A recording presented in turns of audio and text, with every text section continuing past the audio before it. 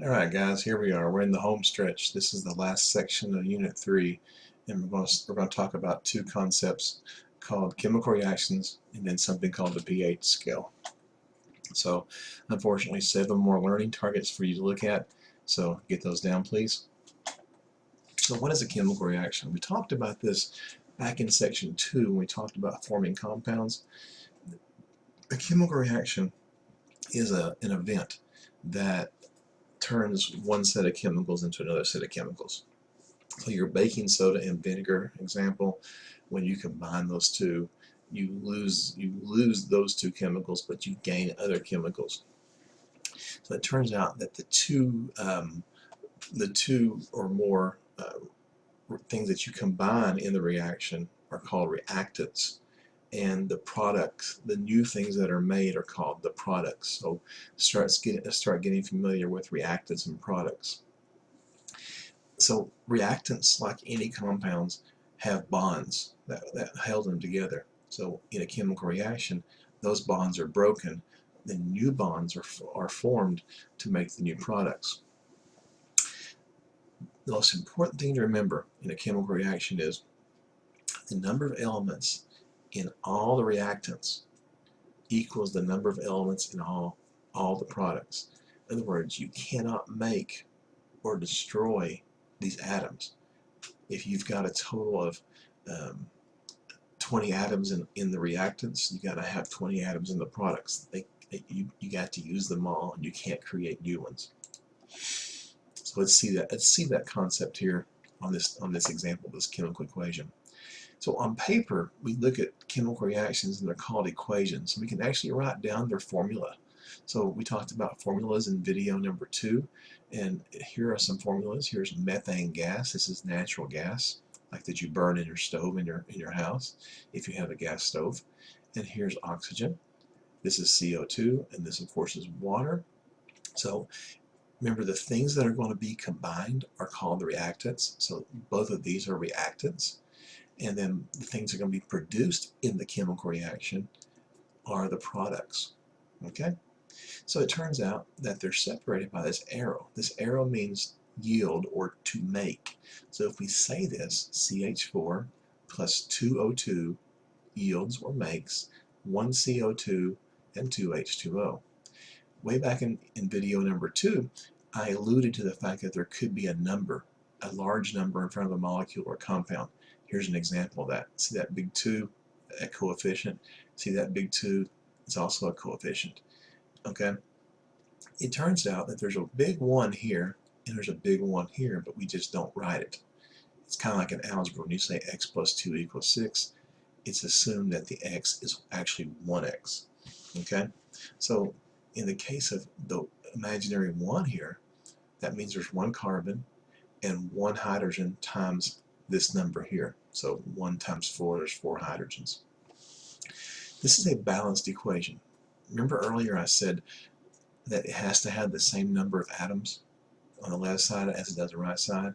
Well, if you look at the carbons, there's 1, and there's 1 over here. There's 4 hydrogens. There's 4 right here, 2 times 2. There's 4 oxygens. 2 times 2 is 4. So where's the 4 oxygens over here?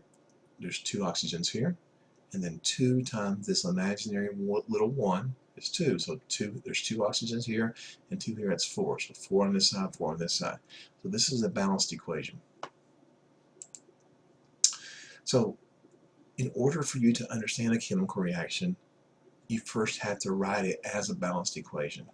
And these are the rules to do that. And I'm not going to bother explaining that on this video because I don't think it would do any good. Instead, we're going to have to practice this in class and with me to help you. So if you want to write this down, you're more than welcome to, but I think the process is so simple that you can probably just actually start doing it with my help and get a lot more from it than writing it down. So let's move on to the next concept. This next concept is called pH. pH stands for the power of hydrogen. Basically, this is where we start talking about acids and bases.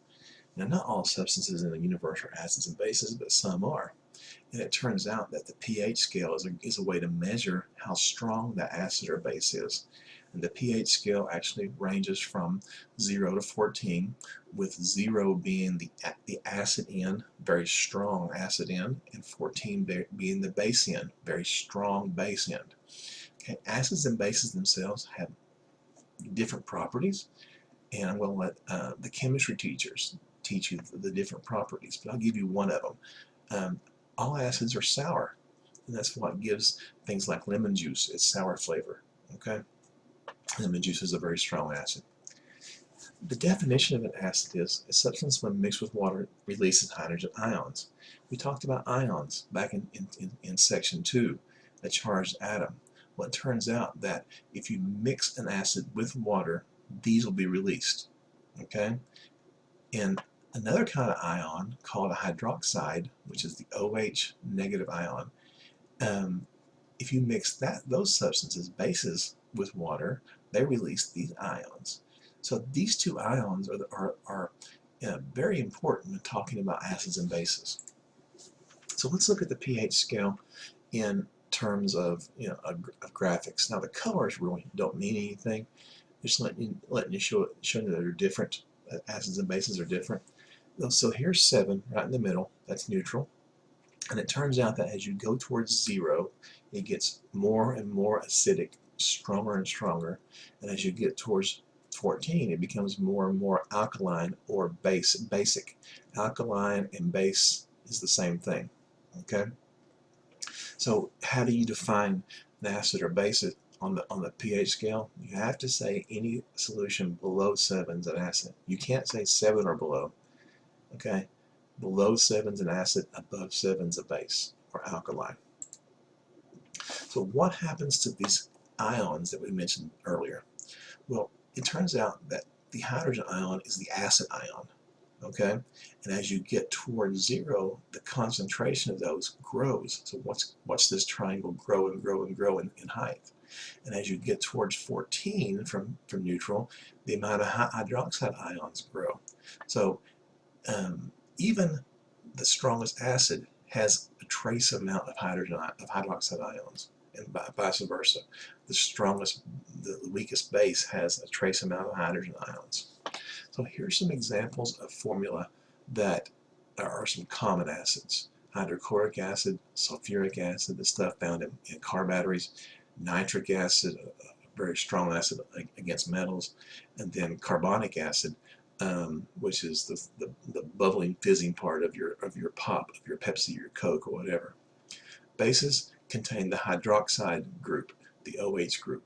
So sodium hydroxide, which is lye to make lye soap, potassium hydroxide, calcium hydroxide, lithium hydroxide, and then weirdly enough, ammonia, the cleaning agent ammonia, is a base, very strong base, like 13 or 14 on the pH scale. We are going to actually test some pHs of substances to see, of household substances, to see if they're acids or bases. Okay, that's it. See you in class.